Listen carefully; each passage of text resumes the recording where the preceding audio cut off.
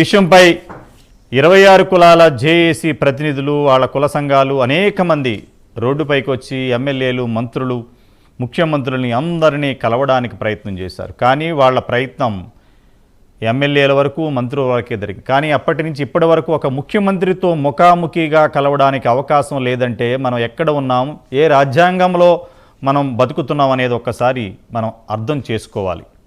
అప్పటి కేసీఆర్ ప్రభుత్వం 2 టర్ములు పరిపాలన చేసినప్పుడు ముఖ్యమంత్రి అపాయింట్మెంట్ దొరకలేదు అనంటే 22 లక్షల మంది ప్రజానికం 26+1 కులాలు ఒక చిన్న విషయం కాదు.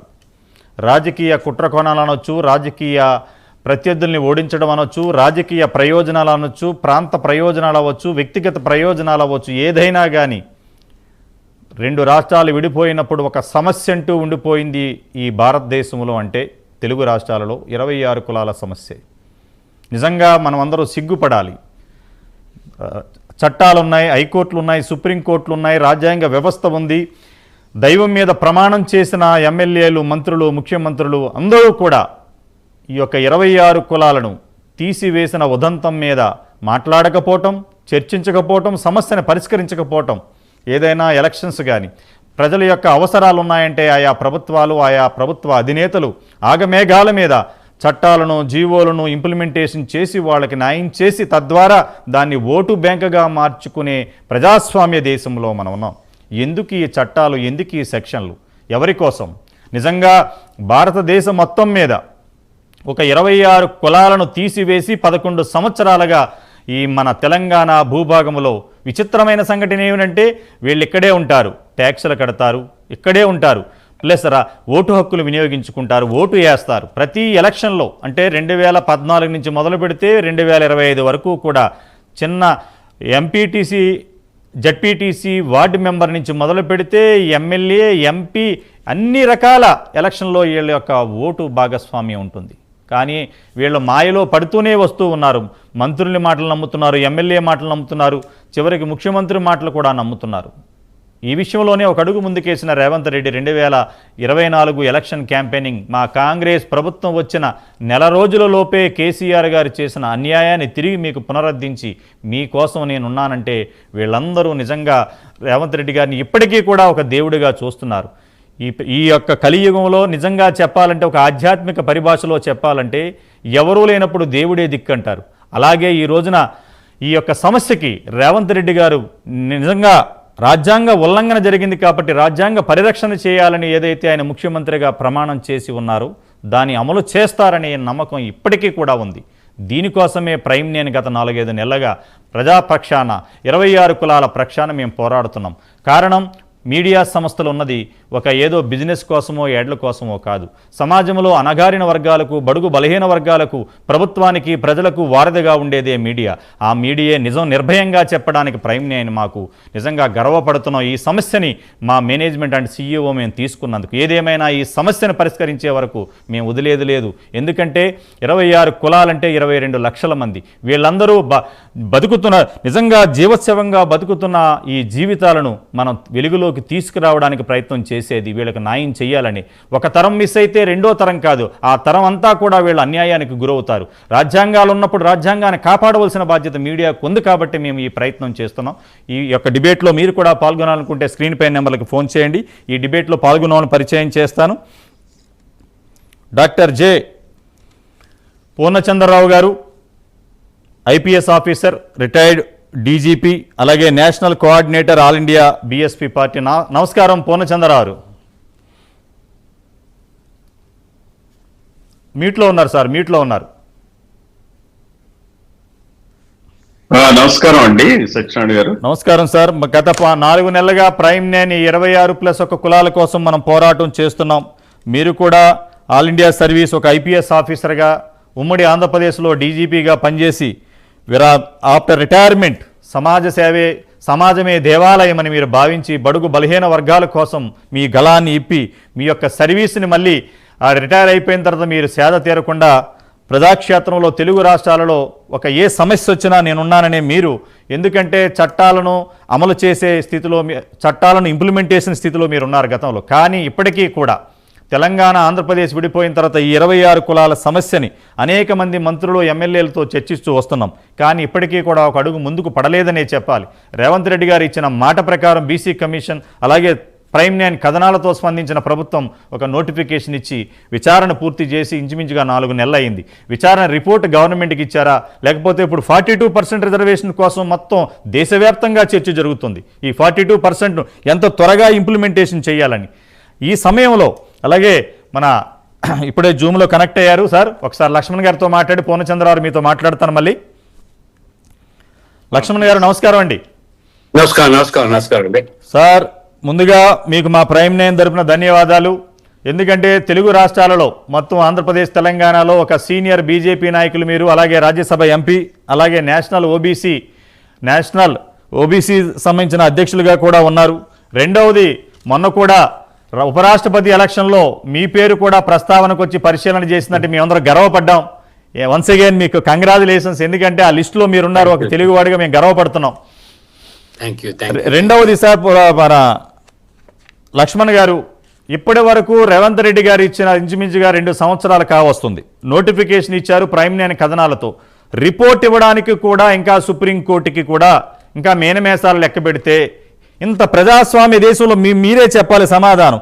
పాకిస్తాన్, ఆఫ్ఘనిస్తాన్ పక్క దేశాలు, భారతదేశం చుట్టుపక్కల ఉన్న దేశాల్లో ఉన్న చొరబాటుదారులు భారతదేశ భూభాగంలోకి వస్తే వాళ్ళకి శరణార్థులుగా పరిగణించి మీరు సంక్షేమ పథకాలు ఇచ్చి, రిజర్వేషన్లు ఇచ్చి, అన్నం పెట్టి ఒక సోదర భావంగా చూస్తున్నప్పుడు ఈ భూభాగంలో పుట్టి ఈ ఉమ్మడి ఆంధ్రప్రదేశ్లో ఉన్న వాళ్లను అసలు ఒక్క విషయం చెప్పాలి సార్, బైఫరికేషన్ యాక్ట్లో కులాలను తీసేసి ఏ ప్రాంతానికి ఆ ప్రాంతానికి వెళ్ళిపోమని మీరు పెట్టుంటే బాగుండేదేమో అనిపిస్తుంది నాకు. ఎందుకంటే ఒక బీసీలనే పంపించేయడం ఏంటి సార్? ఎస్సీలు ఉన్నారు, ఎస్టీలు ఉన్నారు, మైనారిటీలు ఉన్నారు, అనేక సామాజిక వర్గాలు ఉన్నారు. 55% ఉన్న బీసీలను టార్గెట్ చేసి ఆంధ్ర భూభాగం అని చెప్పి తీసేస్తే, మరి బైఫరికేషన్ యాక్ట్లో లేని విషయాలను అప్పటి ప్రభుత్వ అధినేత కక్షాపూరితంగా తీసేస్తే, మరి ఇప్పుడు రాష్ట్రపతి కానీ ప్రధానమంత్రి కానీ మీలాంటి పెద్దవాళ్ళు ఉండి ఈ రాజ్యాంగ ఉల్లంఘన జరిగినప్పుడు ఏంటి 26 కులాలకి దిక్కెవరంటారు? నమస్కారం సత్యనారాయణ గారు. నమస్కారం సార్. నమస్కారం పూర్ణచంద్రరావు గారు కూడా. నమస్కారం పూర్ణచంద్రరావు గారు కూడా. కాంగ్రెస్ పార్టీ డిఎన్ఏనే బీసీలను మోసం చేయడం, బడుగు బలహీన వర్గాలు, అణచివేయబడ్డ వర్గాలకు హామీలు గుప్పించి ఏరు దాటేదాకా ఓడమల్లయ్య, ఏరు దాటిన తర్వాత బూడి మల్లయ్య చందంగా వ్యవహరించడం అనేది కాంగ్రెసే కాదు, ఈ నెహ్రూ కుటుంబానికి అది పరిపాటి. రేవంత్ రెడ్డి గారు కాంగ్రెస్ పార్టీలో కొత్తగా చేరారు, వారికి కాంగ్రెస్ డిఎన్ఏ తెలియదు. 42% రిజర్వేషన్లు బీసీలకు స్థానిక సంస్థల్లో మేము అధికారులకు వచ్చిన 6 నెలలనే అమలు చేసి తీరుతామని చెప్పినటువంటి కాంగ్రెస్ పార్టీ ఏ రకంగా మరి మొన్న మోసం చేసిందో, వంచిందో, కోర్టులో కూడా వాదనలు ఏ రకంగా ప్రభుత్వం యొక్క తరఫు నుంచి వాదించిన న్యాయవాదులు ముఖం చాటేయడము, సమాచారం లేదని చెప్పడము, మొదటి నుంచి కూడా వారు వాస్తవంగా దాని మీద వారికి చిత్తశుద్ధి లేదు. ఎందుకంటే ఇప్పుడు ప్రధాన చర్చనీయాంశంగా మారింది కాబట్టి వారికి తెలియాల్సి ఉంది. డెడికేటెడ్ కమిషన్ అన్నారు, ఆర్డినెన్స్ అన్నారు, బిల్ అన్నారు, చివరికి జీవో, ఏది కూడా చట్టబద్ధత కల్పించకుండా వాళ్ళు మోసం చేశారు. డెడికేటెడ్ కమిషన్ కూడా ఆ ప్లానింగ్ డిపార్ట్మెంట్ ద్వారా చేసి దానికి జ్యుడిషియల్ స్క్రూటిన్లో నిలబడకుండా చేశారు.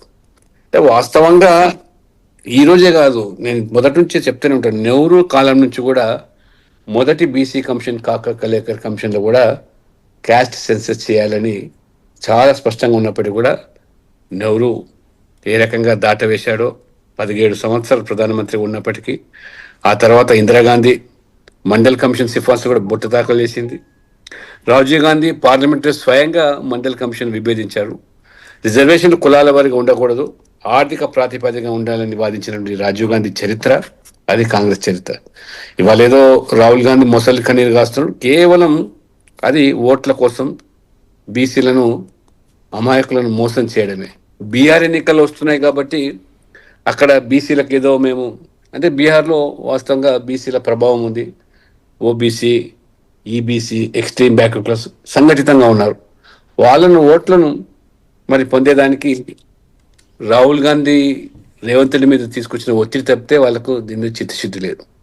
అదే రకంగా ఈ 26 కులాలు కూడా మరి ఆనాడు కేసీఆర్ మోసం చేశాడు. వాళ్ళకు కూడా కులాలకు కూడా ప్రాంతాలను అంటగట్టడము తప్పని చెప్పి మాట్లాడినటువంటి మొదటి వ్యక్తి నేను ఆ రోజు పార్టీ రాష్ట్ర అధ్యక్షునిగా ఉన్నాను.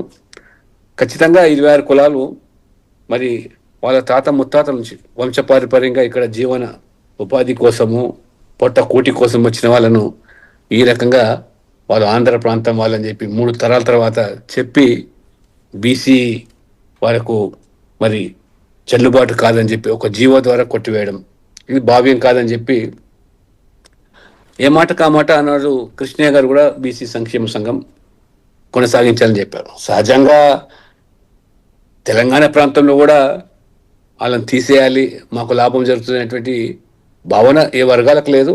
కేవలం రాజకీయం కోసం చేసేటువంటి కుట్రలు. ఇదే రేవంత్ రెడ్డి గారు హామీ ఇచ్చారు ఆ రోజు కూడా ఎన్నికల ముందు, ఖచ్చితంగా మేము కేసీఆర్ మోసం చేశాడు, మిమ్మల్ని దగా చేశాడు, మేము అధికారులకు రాగానే 26 కులాలను బీసీ జాబ్తో చేరుతామని చెప్పారు. ఇవాళ ఎంతవరకు పాపం వాళ్ళకు నష్టం జరుగుతుందంటే ఇవాళ నియామకాల్లో కానీ విద్యా సంస్థల్లో కానీ వాళ్ళ తాతలు తండ్రులు బీసీలుగా చెలామణి అయినారు ఈ ప్రాంతంలో. ఇప్పుడు పిల్లలకు వచ్చేసరికి ఆ సర్టిఫికెట్ పొందేదానికి లేదు. రెండవది కేంద్రంలో కూడా ఈ రాష్ట్రంలో బీసీలు చెల్లుబాటు కాకపోతే సెంట్రల్ జాబితాలో కూడా కొనసాగడానికి అవకాశం కోల్పోతారు. మరి ఎందుకంటే ఓటు బ్యాంకు రాజకీయాలు మనకు దీనివల్ల రాజకీయంగా ఎంత లాభం పడుతుంది, ఈ వర్గాలు ఎంతవరకు. నిజంగా చెప్పాలంటే కేటీఆర్ గారు ప్రతి ఎన్నికల్లో కార్పొరేషన్ ఎన్నికలు వచ్చినప్పుడు కానీ అసెంబ్లీ ఎన్నికలు వచ్చినప్పుడు కానీ మీరు మాకు మూకుమ్మడిగా మీరు సమర్థించండి, మేము మిమ్మల్ని మళ్ళీ బీసీ జాబితా చేస్తామని చెప్పి ఆ రకంగా నమ్మించారు. గొర్రె కసాయి నమ్మినట్టు మన వాళ్ళు కూడా ఆ తల ఊపుతూ వాళ్ళకు టీఆర్ఎస్కు వంత పాడుతూ వచ్చారు. నేను ఈ అంశాన్ని స్వయంగా ఆంధ్ర ప్రాంతానికి సంబంధించిన సంఘాలు వచ్చినప్పుడు గవర్నర్ గారి దగ్గర తీసుకెళ్ళి ఇది ఈ ప్రభుత్వం చేసేది మరి రాజ్యాంగ విరుద్ధం, ఏమాత్రం కూడా సబబు కాదు, ఒక జీవోతో ఎట్లా వీళ్ళని తీసేస్తారో, అంటే బీసీ జాబితా నుంచి ఎవరైనా తీయాలంటే దానికి పెద్ద ప్రక్రియ ఉంది, రాజ్యాంగ ప్రక్రియ ఉంది, దాన్ని కాదని ఒక కళ్ళం పొట్టుతో తీసేశారంటే ఆ రోజు మరి గవర్నర్ గారు కూడా ప్రభుత్వానికి తెలియజేస్తా అని చెప్పారు.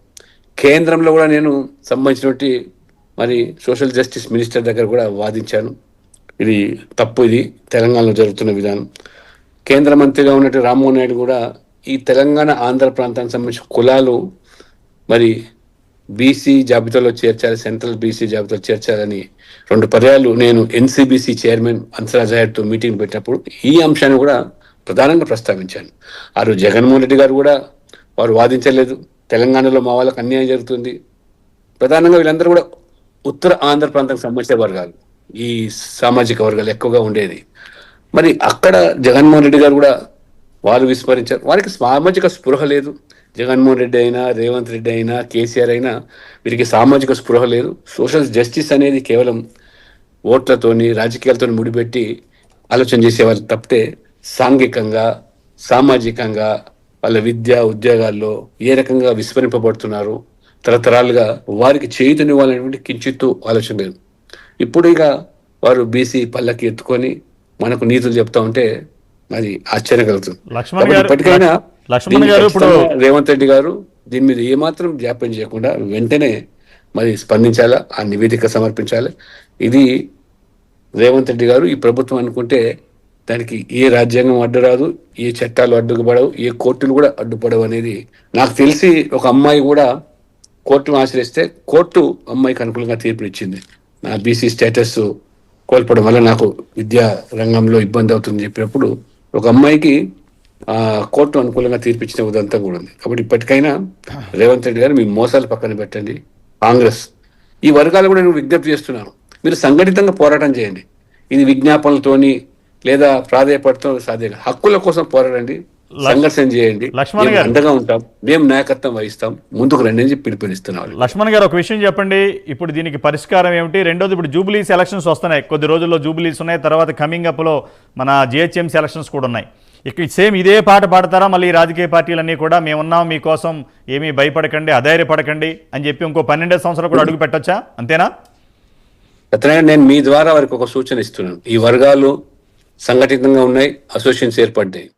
మీరు అన్నారు ఇప్పుడు జూబ్లీహిల్స్లో కూడా ఆంధ్ర ప్రాంతానికి సంబంధించిన ఓటర్లు ప్రభావంగా ఉన్నారు, ప్రభావితం చేసే స్థితిలో.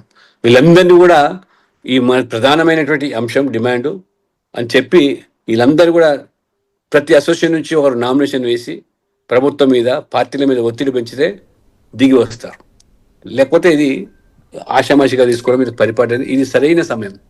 ఎన్నికల సందర్భంలోనే వారు హామీలు గుప్పిస్తారు, అమలు చేయకపోతే మనకు చేదు అనుభవం అని చెప్పి కూడా భావిస్తారు. కాబట్టి నేను ప్రతి 26 కులాల నుంచి ప్రాతినిధ్యం వహించే ప్రతి వ్యక్తి ఒక నామినేషన్ వేసి మాకు ఇక్కడ అధికార పార్టీ కానీ మిగతా పార్టీలు వాళ్ళ వైఖరి స్పష్టం చేయాలా.